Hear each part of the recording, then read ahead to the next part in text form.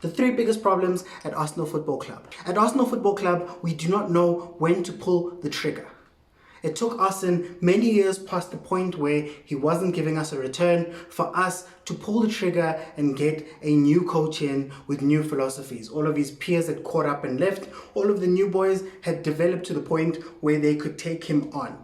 Yes, he's given us some of the best times in the world, but loving someone also means letting them go. Timing is one of the most important things in modern day football, and it's really what separates the big clubs from the small clubs. When to sign somebody, when to let somebody go. When has a person reached the point where they're declining and we can make some money from them and not risk them winding down and us getting nothing. Very important in football. Look at Liverpool. Do you think that if we had Coutinho, would have let him go at the proper time to be able to cash out for 100+ million and build a new squad off of that? No, he probably stays with us until such a point where he's so old and so ineffective that nobody wants to sign him. That's part of what is happening with a lot of our players right now. Even with the youngsters. Reiss Nelson was once being mentioned with Jadon Sancho as one of the best players in Germany, best young players in Germany.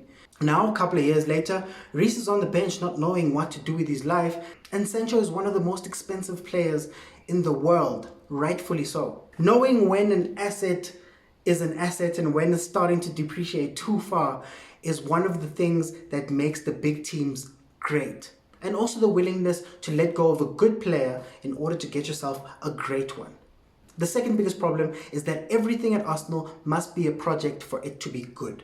We don't believe in signing finished articles. And the funny thing is that this thread goes throughout the whole club. Josh is Stan's project. Hopefully he can take over the family business and Arsenal is his test. Maybe Arteta might become Pep in a couple of years, but right now he's not that, and we're banking on waiting a couple of years for him to come due. The players that we sign, a lot of youngsters that might be good in 5 years' time. How many times did we have a situation where we could have signed a really good final product player and maybe win one of the major trophies? How many years were we a defensive midfielder away from winning a Champions League, a centre-back away from winning a Champions League, and we chose to go down the route of development projects? That is one of the key reasons we're not competing the way we need to compete.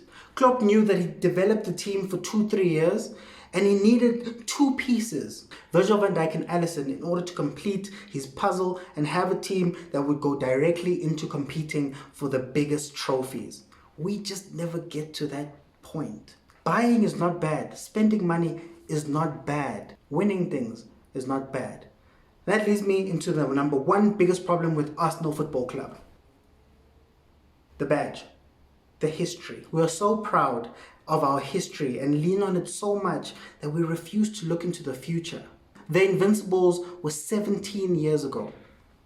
The Champions League final, where I cried, was 15 years ago. That's a very long time.